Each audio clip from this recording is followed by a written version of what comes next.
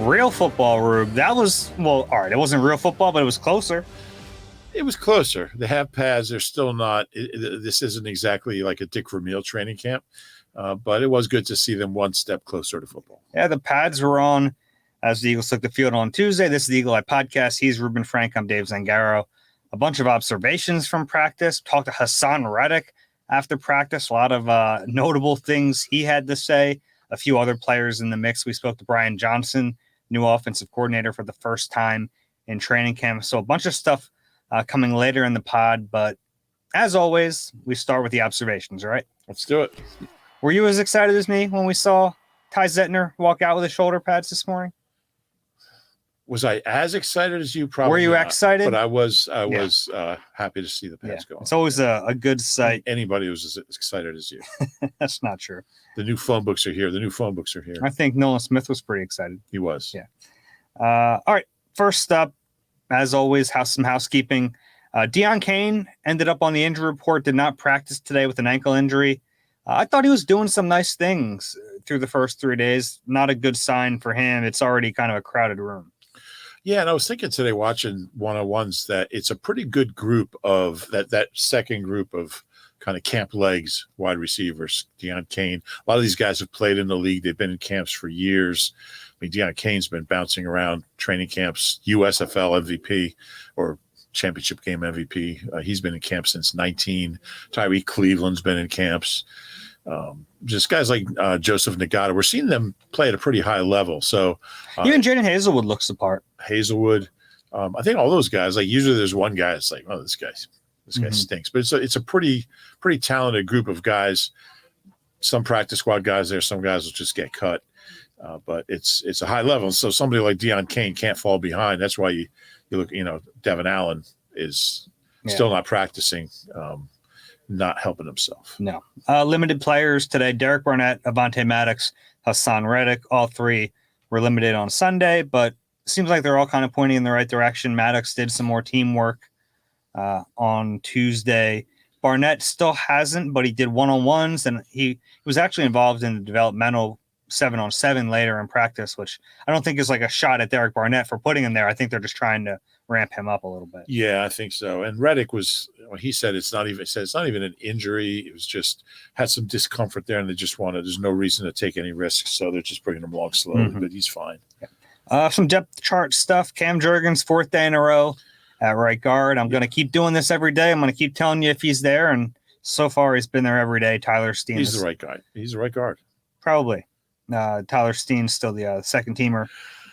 Offensive line, Dennis Kelly at right tackle again today. Jack Driscoll at left. Earlier in camp, those were flipped. I think they're trying to get them work on both sides. And now back-to-back days, it's not every other. Right. I see a typo in your observations, Dave. Oh, thanks. Thank you for pointing that out to everyone and not just me. That's what I'm here for. I really appreciate that. What is it? I'll fix it. I might as well fix it while we're doing a podcast. What is it? It says Dennis Kelly and right tackle instead of at right tackle. Okay, thank you. Let me find it. No, it says at right tackle. It says and right tackle. No. I'll take a screenshot of it and send it to you. Well, that's an old version then, because it's fixed here. You fixed it. I didn't fix it. Somebody fixed it. Yeah, we have people on the desk here that do that. Okay. Well, thanks for that. Trying to help. Anyway. You were not trying to help. You would have texted it to me. Reed Blankenship, first team safety, getting all those reps still. Terrell Edmonds began the day as a starter, and then Kayvon Wallace got some more. I think Kayvon Wallace getting first team reps at safety is one of the bigger surprises of the summer. Yeah, I would agree with that. And he's handled it. I mean, people are really down on him, I think, because of the way his career started. Yeah, it's funny because he started as a 4th round pick, and I think expectations were too high. I remember when they drafted him, I was like, man, I liked Kayvon Wallace in that pre-draft process coming out of Clemson. He looked like they kind of got a steal. Then he wasn't a steal. He was like, he kind of played to the level of a 4th round pick, and then people were down on him, but he's gotten better. Yeah, and I think look, if he hadn't played pretty well last year, he wouldn't be here. He certainly wouldn't be getting reps with the ones. So it's surprising to see, but I think he earned it. And they keep going back to it. So I think we're going to see that for a while. I think it's open competition. Or it's an indication that they're not done adding at the position. Certainly, yeah. If you're rotating, like I really thought it would be Terrell Edmonds there until Sidney Brown was ready to climb up high enough to eventually get some first team reps, and he hasn't been there yet. He did get some second team reps on Tuesday. That's a good sign for him, but he hasn't quite climbed up high enough to first. And he will. First team.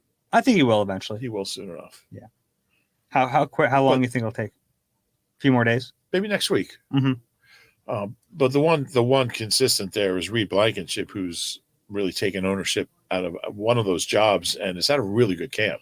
Yeah, it's really like him and Kobe Dean are kind of in the same boat because we think maybe they'll add another piece at one of those positions, but no matter who they add, they're playing next to Dean or Reed Blankenship. True. I think the difference, obviously, is that Reed played a lot more last year than Kobe. And at least for me, my comfort level with Reed Blankenship is fairly high. I just don't know about Nakobe. Sure. Yeah, but I don't think that really like factors into their thinking. Not for them, like, it doesn't. Yeah. Nakobe is their guy at the mic.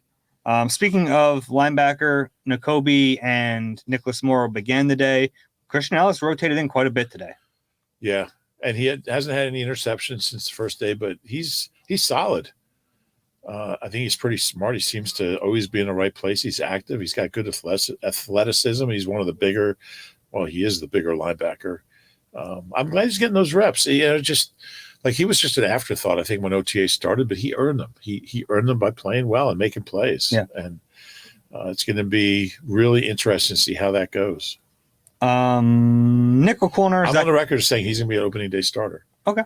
If they start two linebackers. But yeah. Well, yeah, that'd be really messed up if they just had one linebacker on the field and you were like, well, he comes on the second play. Right. I don't give it to you. I will give it to you if he's the. Thank you. I appreciate that. Zach McPherson was the first team nickel to begin the day, but they really worked in a few different players. We saw Avonte Maddox did get some reps. Even Mario Goodrich ended up getting some first team reps later in the practice. That was kind of surprising. Yeah, and I think I said to you just before we started, I think they really like him. He was around last year. He's getting a lot of run on the special teams units too, which is, when you're trying to figure out who has a shot to make the roster, that's the stuff you start to follow. Yeah, because the last thing Michael Clay wants to do is have to replace Mario Goodrich on 6 different special teams. Yeah. So usually the guys that are on everything, not always, but the guys that are on everything, that tells you something. Yeah. That said, I still think he's on the outside looking in. Agree. But it's not crazy to think that he could take over Josh Job's spot. Sure. Yeah. And he'll be a sneaky player to watch the rest of the summer. Mm-hmm. Tanner McKee, Ian Book still splitting third team reps. No surprise there. Punt return, it went Britton Covey, Greg Ward, Olamide Zaccheaus, Quez Watkins. Makes sense. Yeah. I think that all kind of makes sense. Earlier in camp, I think Sunday, we saw Britton Covey returning kicks, and Boston Scott was not back there. Something to keep an eye on, because Covey did that at the beginning of last year, and he wasn't very good at it, but there are new kick return rules. So if you just need someone to go back there and catch a ball as a fair catch, he can do that. Yeah, we know he can catch the ball. Yeah.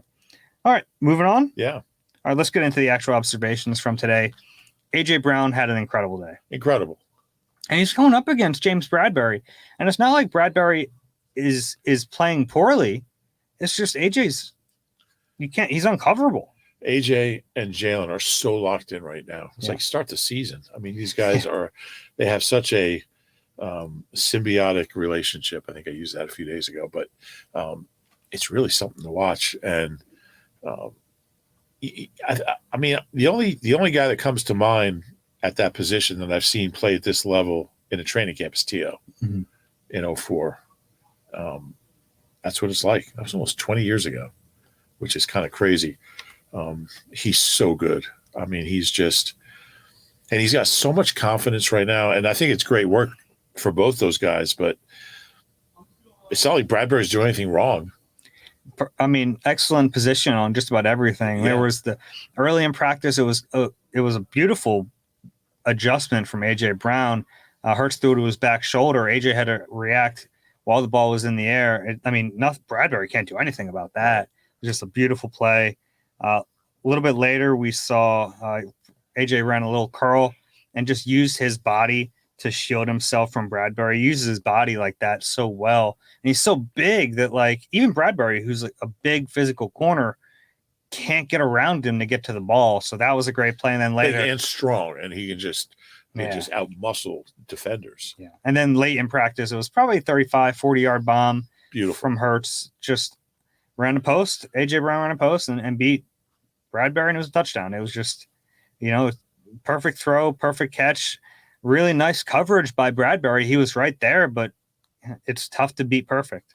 Down the left sideline, and I thought it was interesting after that rep, Jalen and AJ found each other. I mean, they were like 50 yards apart when the play ended, and AJ was kind of walking down the sideline, and Jalen was walking towards the sideline. They saw each other, and Jalen jogged over and gave him a hug. I mean, it's like they know what kind of level they're on right now, and they're enjoying it. Yeah, and Devontae's right there with them. Early touchdown pass to Devontae. They were running the 3-yard line, I think.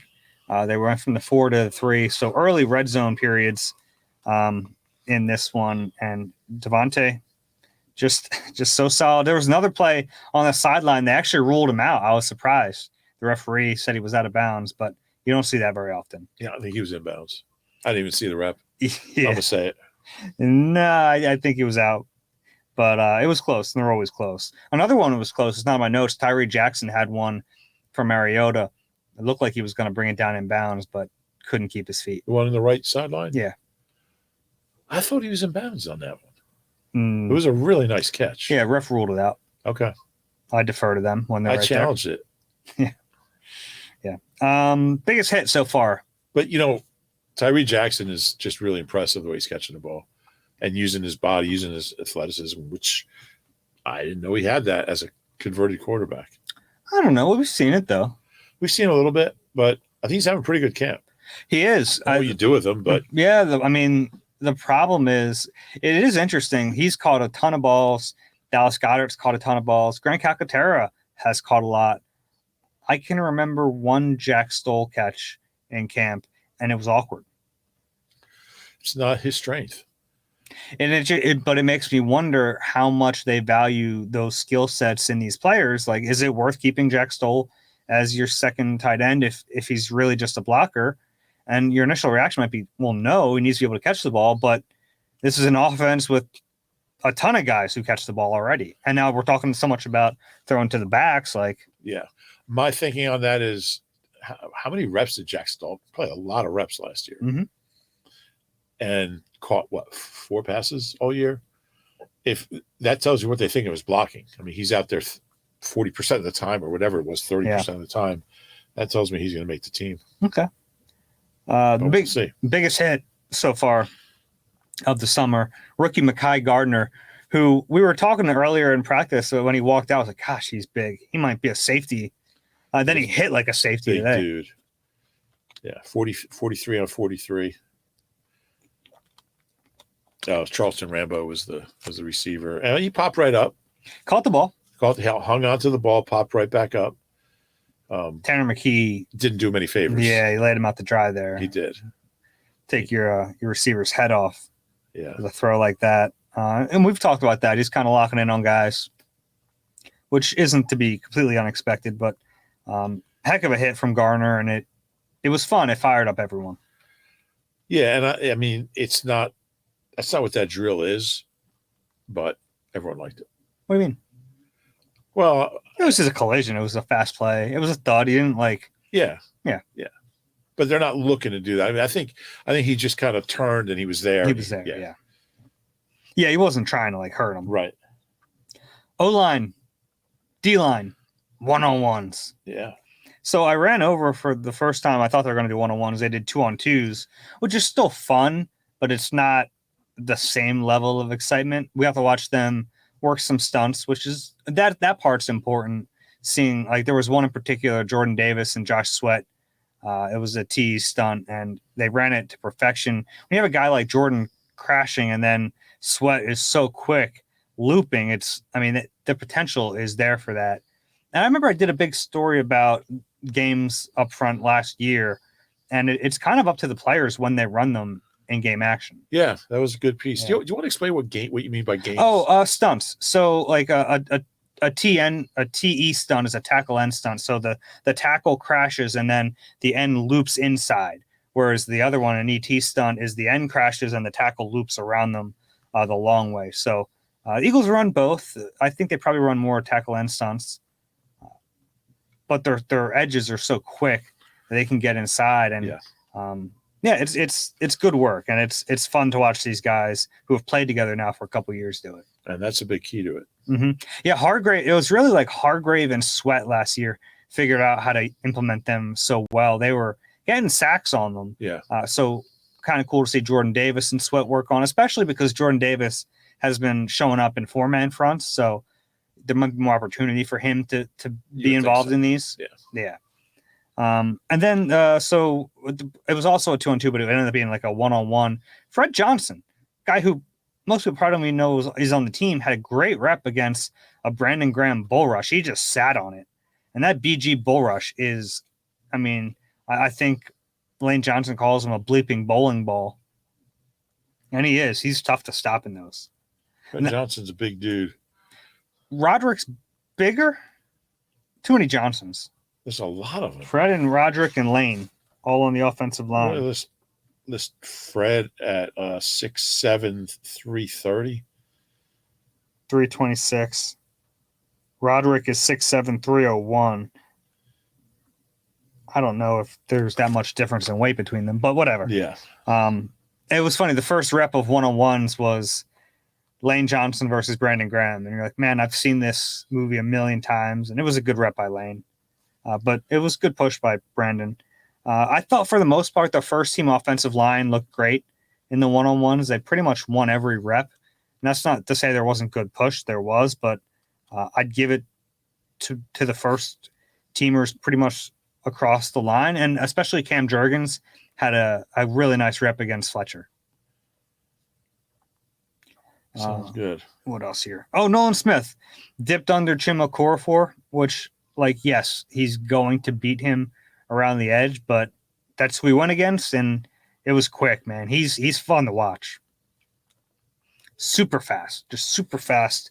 But didn't take such a wide angle that he couldn't get to the quarterback, which is important because sometimes it looks like a good rush and a guy just, the track is so wide that maybe he can come back and get him, but he's not getting him on the first rush. Right.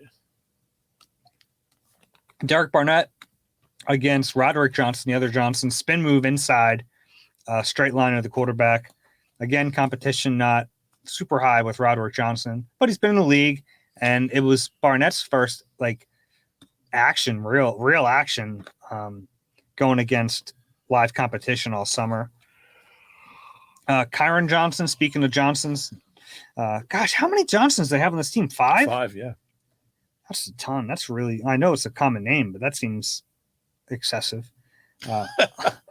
Dave calls for. And he had and this rep was against Fred Johnson. Nice rep from Kyron. Had a bull rush, and they both kind of it was a big impact, and he bounced back a little bit, but he recovered so quickly, and then he got around him. I think Kyron's flashed a little bit on the edge. Yeah, him and Patrick Johnson. Gosh, this is confusing. I don't think there's a spot on the roster for him right now. It's so stacked at edge, but man, Patrick and Kyron are playing well, and I haven't seen it from Teron Jackson yet, but he's getting second team reps, and the team always talks him up. I just think they're really deep at that position. Patrick probably played the most out of all of them. Yeah, Patrick was the guy who got the most reps after Derek Barnett went down last year. He was the one to see the biggest jump. What do you think of Barnett so far? I mean, I haven't seen enough. Okay. He hasn't done any team drills. Right. I saw him do one-on-one. It was good. He looks healthy, and he looks quick. Yeah. I know that. Yeah, I mean, I don't want to get carried away with – I've really seen him in one rep, and then I saw him in the 7-on-7 developmental today as an outside backer, drop a little in cover. I haven't seen enough. Okay. Yeah. But, I mean, there are a lot worse fifth rushers in the league than Derek Barnett. That's for sure. Yeah. And then Jalen Carter, I thought, had a nice rep against Jurgens. I don't think it was a solid win either way, but saw some signs. I'd probably like to see more from Jalen Carter in these drills just because I know how gifted he is athletically. So he's one of the guys I really want to watch in these one-on-ones. I think he and Cam are going to have some good battles. I think so. Yeah, I'm hoping so. Josh Sweat, next little item here. His speed is pretty crazy. Like Hassan Reddick gets all the credit for being the fast edge rusher. Josh Sweat is crazy fast. Did you see that play today? Mariota ran to his left. Yeah. And could not get around the edge. I mean, Sweat was with him every step of the way. I know Mariota's not like Lamar Jackson fast or Jalen Hurts fast, but he's pretty fast. He's pretty fast. Yeah. To see big old Josh Sweat, who is big now these days, keeping with him, Josh Sweat's having a good camp. Yeah, I'll say. That was like the Derek Burgess, Michael Vick contain. Yeah. Yeah. He's a really good player. I mean, sometimes you lose sight because they have so many. We talk about all these defensive linemen and edge rushers and tackles. And I mean, Josh Sweat is a Pro Bowler who had 11 sacks last year. He's going to have more than that this year. Yeah. Was not a Pro Bowler last year. Was a Pro Bowler the year before when he had 7.5. And he didn't deserve it. Last year he deserved it. He didn't go. Yeah. I think he's going to have 15 sacks this year. Whoa. That's interesting. Yeah, I'm pretty high on him right now. How many does Hassan have? You're going to have this team with 100 sacks this year. I think Hassan might have like 14. Okay. Yeah. But I don't think it's going to mean he played any worse. Okay. It's fun. Yeah, I mean, Sweat has gotten better every year. Every year. Mariota threw another pretty good 4th-round pick. One of the best ever. Yeah. Is he? Who's the best 4th-round pick in team history? Casey Weldon.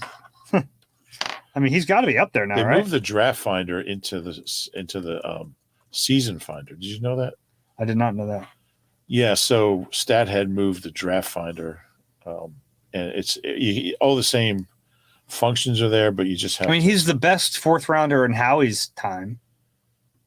4th rounder. I'm going to look this up while you stall. His 2 best 4th-round picks. Howie came in 2018 because he drafted Sweat and Avonte Maddox. Avonte, right? Yeah, and they were right around the same. I think Avonte was like 5 or 6 picks before Sweat. It's not bad getting that kind of production out of 4th-round picks like that. All right, here we go. Top 4th-round picks in Eagles history. Oh man, why did it do that? I set this wrong. And that's going to go to fantasy points. We're going to go to game started. This is really high quality podcast time spent. William Thomas, 4th-round pick. Okay. I mean, Sweat. William Thomas is better than Josh Sweat. Yeah, but I'm saying like he's in the conversation. He's in the conversation, and if Sweat has another couple of years like the one he just had, Sonny Jurgensen was pretty good, had a pretty good career, but most of it wasn't here. Yeah. Todd Harriman's was a 4. Byron Evans, Dennis Harrison, very good pass rusher. Anthony Griggs. I was just talking to Peter King about Anthony Griggs today, oddly, from Willingboro. Played at Ohio State.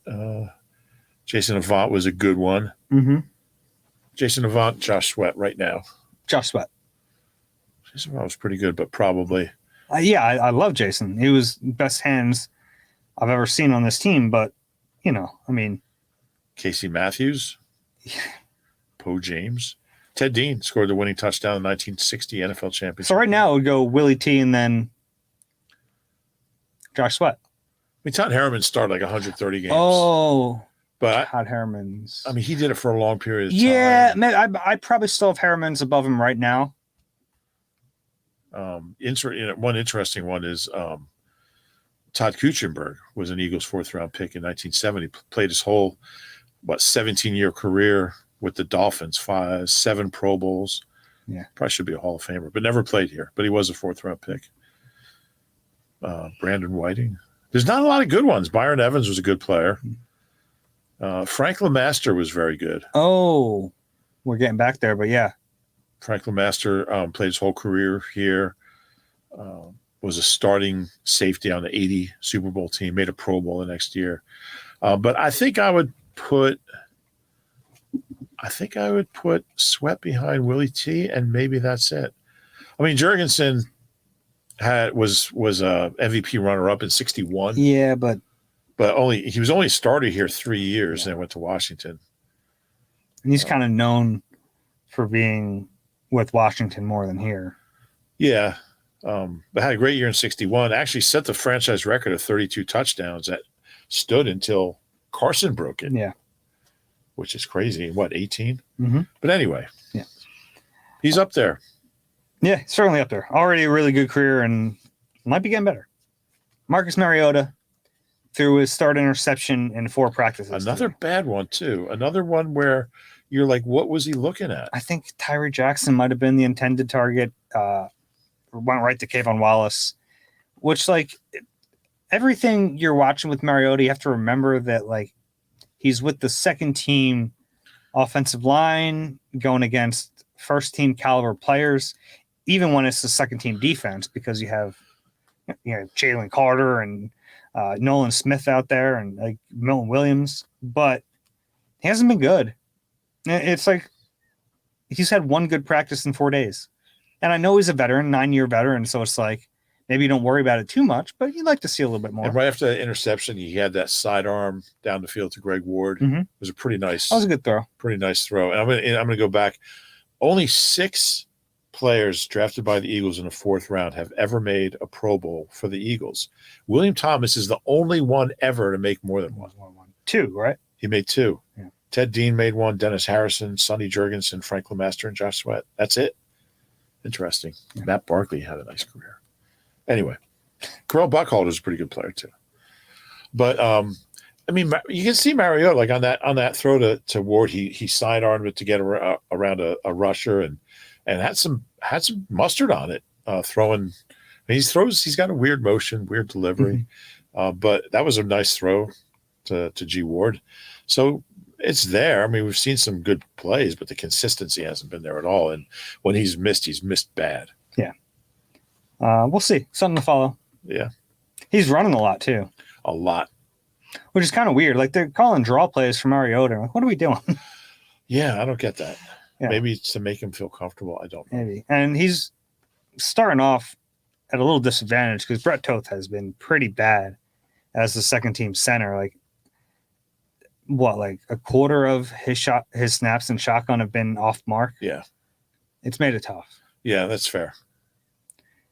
What do we have next here? Oh, Jalen Hurts as a runner. It's pretty good.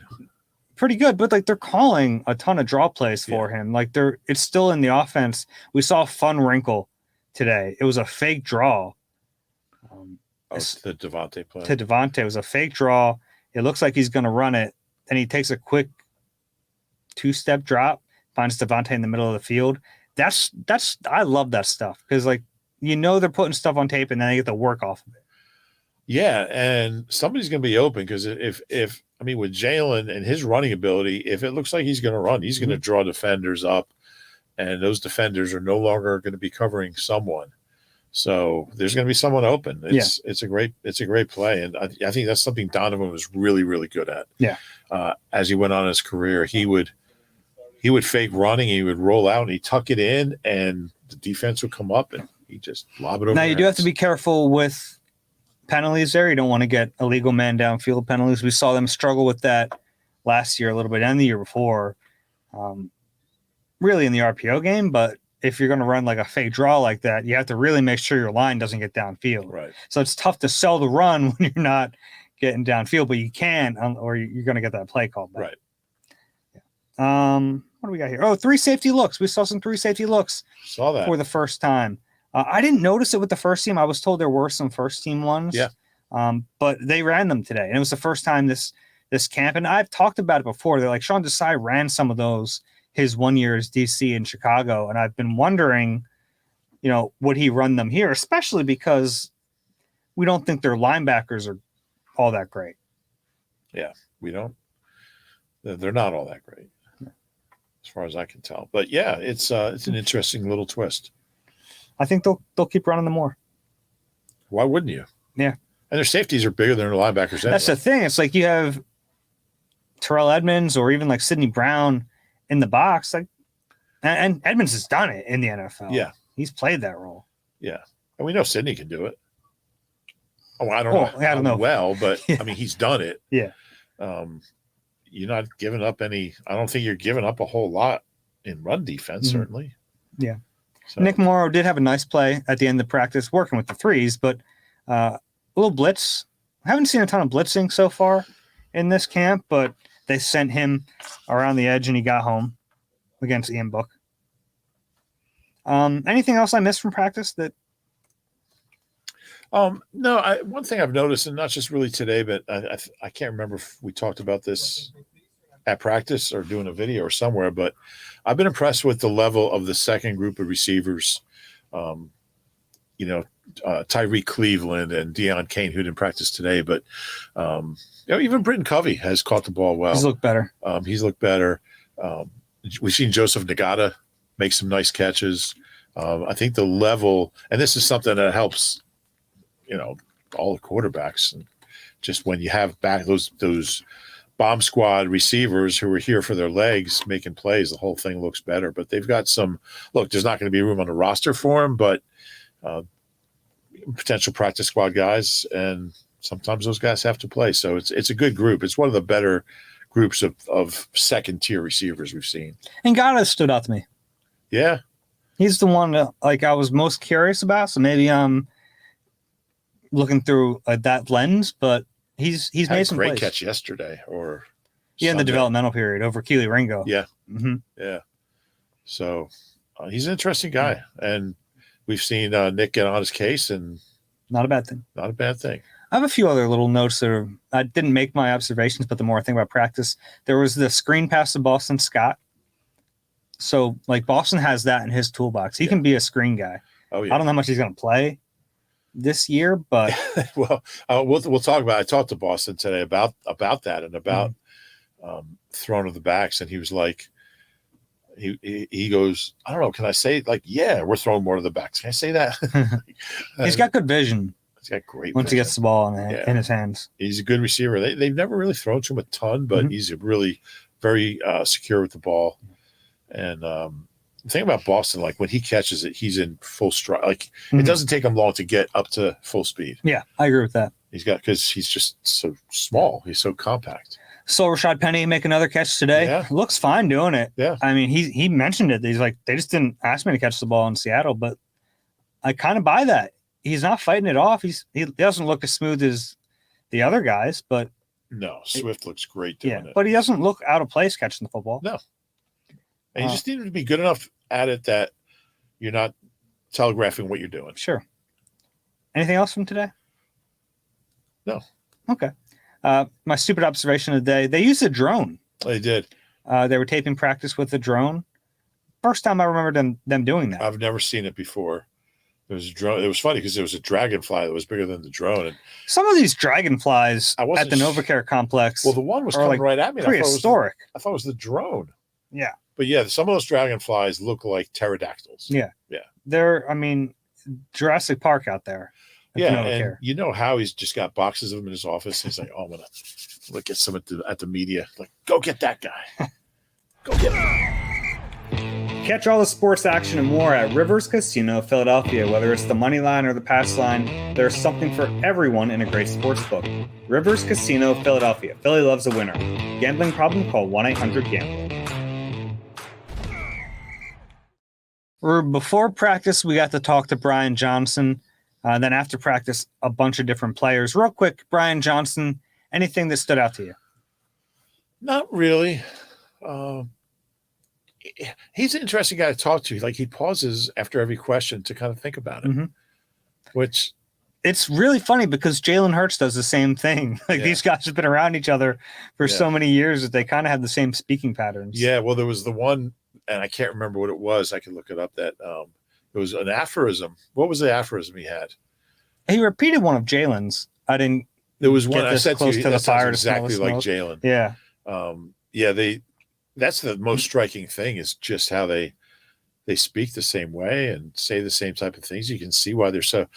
He's known him since he was 4 years old. So since Jalen was 4 years old, so Jalen's grown up listening to. I think a lot of that stuff comes from Brian Johnson.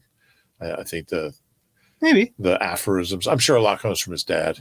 I think Nick Saban has a lot to do with it too. I'm sure, yeah. But I think it probably predates college for him. Peter King was telling a story about talking to Jalen, and Jalen apparently tells when he was talking about his dad, he'll say Coach Hurts. Yeah. And he says, why do you call him that? He says, well, I'm from Texas, and when you're from Texas, he's your coach first. He's like, Coach Hurts. Like, that's how we think of him. So, yeah. That's funny. The one thing from Brian Johnson, I asked him about play calling. Yeah. And I thought that was a good look into the process. That was an interesting answer. Yeah, because the biggest question we have about Brian Johnson is one that, like, we won't be able to answer until week one, really, is like how he's going to do calling the plays. So I asked him, like, what are they doing during practices to get him ready for that? And we know Nick is like super focused on situational football. And we've seen it. Like, there are moments where he'll call in, all right, 3rd and 8, this is the situation. And then it's up to Brian Johnson to get the play in. So they're trying to mimic these real game situations and throw them into the fire a little bit. And Brian also said that play calling is something that you can work on in meetings too, and that you get challenged to come up with plays in meetings and film team meetings just as much as on the field, which I thought was interesting. And we've heard Nick say before, yeah, you know, if he sees he used to do with Shane, hey, Shane, it's 2nd and 5 from our own 43. This is a situation. What would you run? He's always kind of giving these pop quizzes, and I'm sure he's doing the same thing to Brian Johnson. I'm sure. Just passing a guy in the hallway, he does that. Just to keep him thinking. I like that. Yeah, I do too. Keep you on your toes. It's all situational with Nick. And I think that there's a strong reason to do that. David and I do that as well. Like, I'll be coming up the steps, and he'll be going down the steps. I'm like, who led the Eagles rushing in 1990? Oh, I thought you were going to say like a recent year. 2000. I don't know. I was going to say 2000, but I corrected it to 1990 because I know it was Randall. Okay. 2000 was probably Westbrook. I was a baby. So was toddler. Toddler, I guess. When do you stop being a baby and become a toddler? Maybe 3. I was a baby. I don't know the rules on that. All right. Hassan Reddick after practice. I was not there for this, so I'm going to let you kind of tell me what he said. Yeah, really good chat with him. He covered a lot of ground. He talked about, look, we know he's really underpaid. I think he's like 17th highest paid edge rusher. I'll look it up while you talk. $15 million a year. $15 million a year. It puts him somewhere between 15th and 20th, I think. He talked about, because I think when a guy's that underpaid, when 16th. He's 16th. So, yeah. According to Over the Cap. So, you wonder what he's thinking about. And he said, if I keep playing the way I did last year, that's going to take care of itself. And around here, it does. How he takes care of guys who should be here. And he's always done that. And he said, it's not something I think about. It's going to get taken care of. And I have to go out and keep playing the way I did last year. So I'm worth that money. He talked about, like, he's always had that chip on his shoulder. And I think, he said the way his career started, like his first few years, he have 7 sacks his first 3 years. Playing off-ball linebacker. Yeah, he's playing off-ball linebacker. And he said, people kind of made up their minds about him then. So it's like, whatever I do now, in their minds, I'm still like that failed first-round pick. And he said, I'm done talking like I have anything to prove to anybody. I put the work out there. I put the film out there. I put the tape out there. My play speaks for itself. People can make opinions off of that. I don't feel like I have to show anybody anything. He said he's shooting for 20 sacks this year. He had 19.5 last year, including the postseason, 16 in the regular season. It's a good goal. Reggie White's the only guy in Eagles history who's had 20. And Clyde had 19 one year. And Davin had 18. He who shall not be named had 18, and also had two tackles in the run game that year. But he's that good. And I don't know if he'll have 16 or 18 or whatever, but because they have just so many guys that can get to the quarterback. But I do think BG's not going to play as much, but they have Nolan Smith. We'll see how that all plays out. But look, I think he's a top 3 edge rusher, top 5 definitely, and he's really intent on on proving that. He said, my only goal is being better than I was last year. Last year was a great year. It's a new year. I'm trying to do it all over again. The only thing I care about is being better than last year. He says he's healthy. He missed the first couple of days. He says he's fine. They're just taking it slowly with him. But it was a good conversation. I'll be writing about him later today. He a lot of third person. When you speak of Hassan Reddick, those first 4 years, they were down years for whatever reason. I like that. So, a guy's made in the league when he's going first. Where would you put him in edge rushers in the league? I think it's fair to put him behind Myles Garrett, TJ Watt. That might be it. Well, Nick Bosa. Even though he outperformed Nick Bosa in the NFC Championship game. He really did. He was great in the postseason. Yeah. And he couldn't even get, who knows. He had 3.5 sacks in 2 games. Yeah. And then in the third game, nobody could rush the passer because they couldn't get any. He still led the NFL in the playoffs. 3.5. Yeah. Which is, I think, is second most in Eagles history for a career in the postseason, I believe. Oh, wow. Yeah, he was great last year. Yeah. So he's got to do it again. If he does, he's going to get paid. Yeah. And he'll probably get paid a year early. So he has 2 years left, which, we were kind of wondering silently about this injury and if it had anything to do with the contract. I think that's like the natural place you go when he's so underpaid. But this team does not rip up contracts with 2 years left. No. Normally, is there a way they could try to pay him now? Like they could, but if I'm him, you probably want to get the free agency sooner. Yeah. Even if he gets a pay bump now, by the time he sees the end of a contract, he'll be underpaid. Yeah. If he keeps playing as well as he has. Yeah, no doubt. Yeah. So we'll see what happens. But he's here this year, and he said no. He said he got banged up in the offseason working out, and the fact that if it was contract related, he would have missed more than a day and a half. Or whatever. And he was out there. He was watching practice. He did miss OTAs, but who cares? Yeah.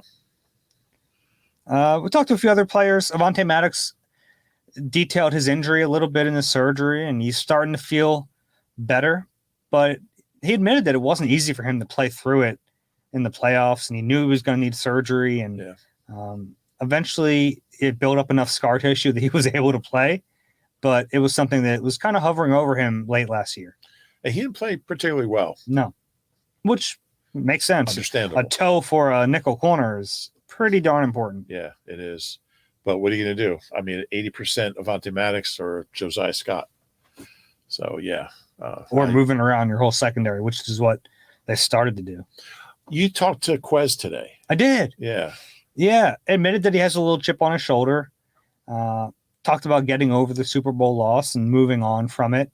Said he didn't really feel healthy on his shoulder until this offseason. Really? Said it took him quite a while. He said it was a grade 3 strain. So it took a while to get over that injury. But I think he's off to a pretty good start in camp. I do as well. Yeah, I do as well.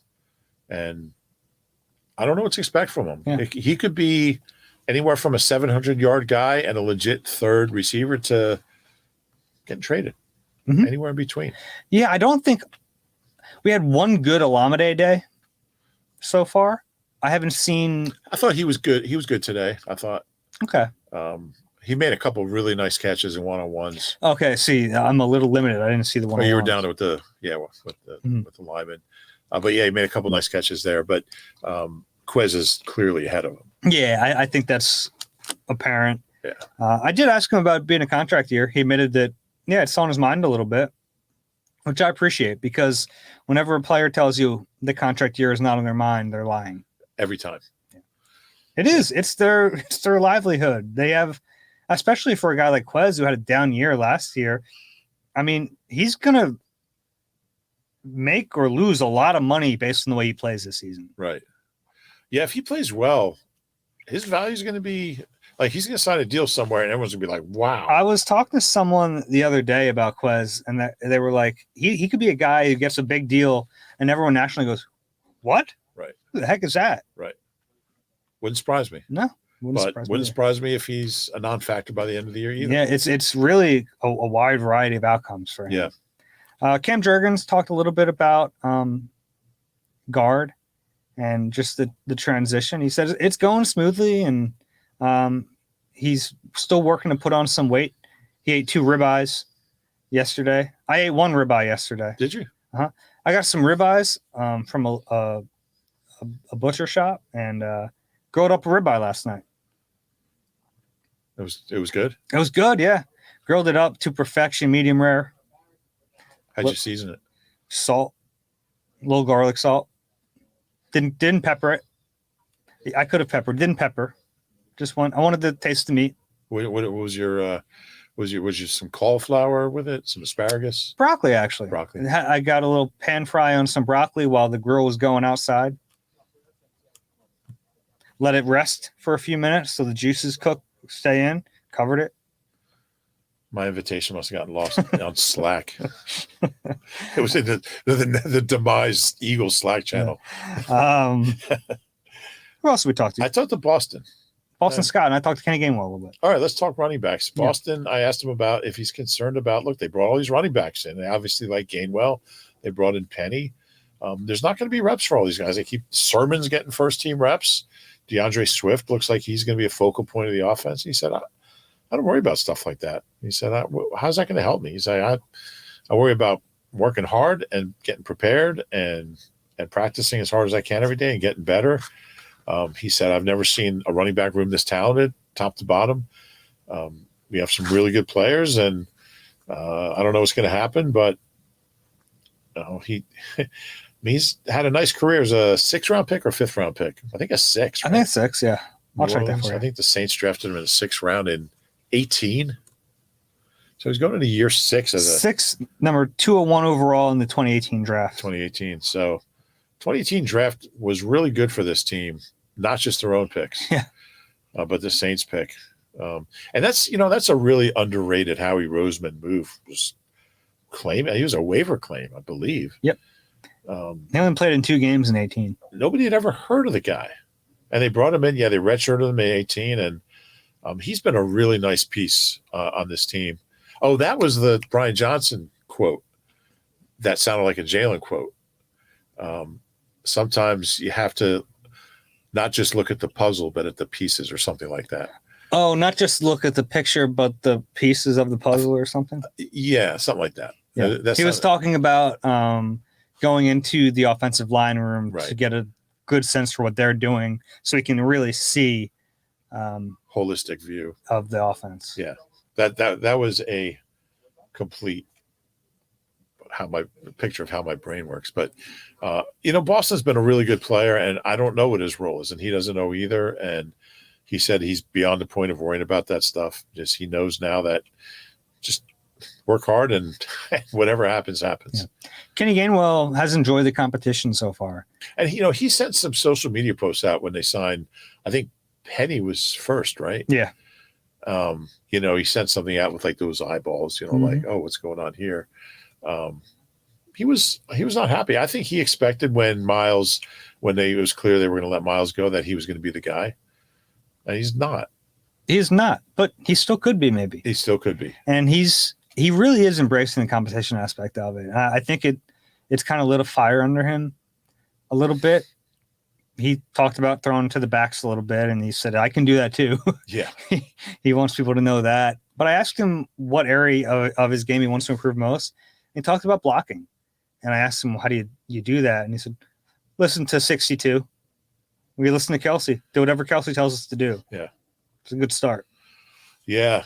The running backs love going over to offensive line practice and watching how they do it. It's amazing that a guy like Gainwell could learn from a guy like Kelsey. That's great. Yeah.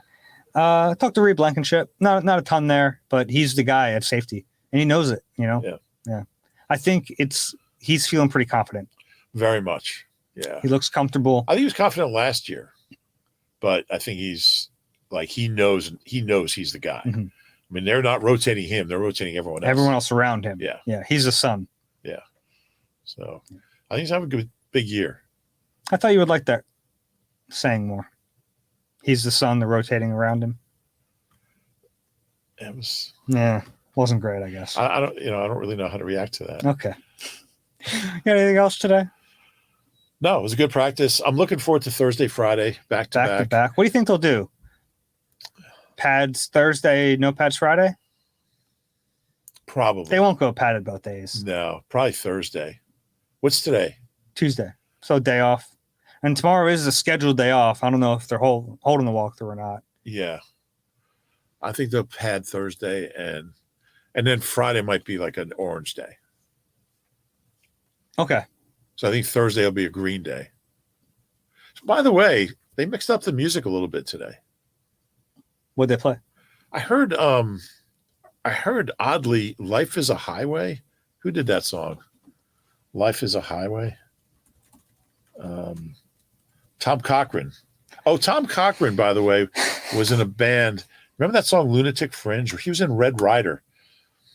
Who did that song Lunatic Fringe? He's been in a bunch of movies. I saw them at the Tower Theater opening for, God, who did they open for? Somebody really good. I'll have to look that up. But yeah, Tom Cochran, Life is a Highway. You know that song. It was number one hit, 1991. They played a few. They played some old school. I heard like some old school. Let me see here. I was a toddler by then, so yeah, I know that one. It was no longer a baby. Who was it here? Mixed it up a little. De La Soul, a little old school. So that was Me, Myself, and I. Yeah. So it was just a little, yeah, mixing it up a little. Yeah, that's what they got to give the music you like at practice. It's not quite there yet, but yeah, that's what they're like. How do we get the most out of this practice? Well, the Nationals playing at the Met tonight, so can you imagine playing the National at Eagles practice? I don't think it would go well. Yeah, it might be the slowest practice ever. Yeah, but I would enjoy it. You would enjoy it. I don't know if the players would. I don't think so. Yeah, maybe a few. Are we good here? I think we're good. Cool. I did want to mention Sunday. Yeah. Q&A at the link for the public practice. We'll be out there with Barrett Brooks answering some questions. We'll have some. We'll throw a prompt out on Twitter to get some before we get there. But if you're at the practice on Sunday at the link, stop by. I'll be at the. What time were you out there? I mean that's something that I should know. Sorry, I knew if you didn't say it, you probably didn't know. Yeah. But it's probably like 5:30. We'll be out there. 5:30. Yeah. Yeah. Till about 6:15 or something. Yeah. So stop by, say hello, ask us a question or two. Yeah. We really enjoyed that last year. It was fun last year. Yeah. So we'll be out there again.